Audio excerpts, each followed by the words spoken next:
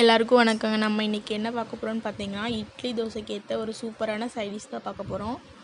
வாங்க அது எப்படி செய்யலான்னு பார்க்கலாம். ஃபஸ்ட்டு எண்ணெய் ஊற்றிக்கோங்க. எண்ணெய் கொஞ்சம் நிறையாவே ஊற்றிக்கோங்க. அதில் உங்களுக்கு எவ்வளோ தக்காளி தேவையோ அவ்வளோ தக்காளியை ரெண்டாக கட் பண்ணி போட்டுக்கோங்க. போட்டுட்டு இதை கொஞ்சம் நேரம் மூடி வச்சிடலாம் உப்பு போட்டு. அதுக்குள்ளே பார்த்தீங்கன்னா பாப்பா தேங்காய் சட்னி அரைச்சிட்ருக்கா. இப்போ பார்த்தீங்கன்னா இதுக்கு கொஞ்சம் காரத்துக்கு தேவையான வரமிளகாத்தூள் போட்டுக்கலாம்.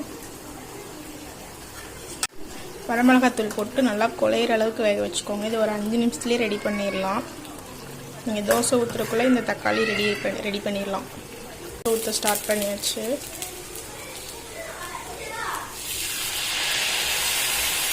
இது கொஞ்சம் ஊற்றப்ப மாதிரி ஊற்றுனீங்கன்னா தான் நல்லாயிருக்கும். ரொம்ப லேசாக பேப்பர் மாதிரி ஊற்றினா நல்லா இருக்காது. குட்டி குட்டியாக கட் பண்ண 2 பெரிய வெங்காயம், 2 பச்சை மிளகாய் போட்டுக்கலாம்.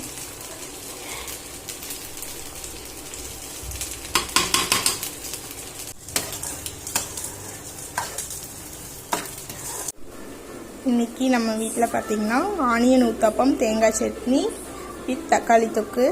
வாங்க சாப்பிட்லாம். போய் ஈரத் கொடுத்து டேஸ்ட் பண்ண சொல்லலாம். வாங்க இந்த டேஸ்ட் பண்ண.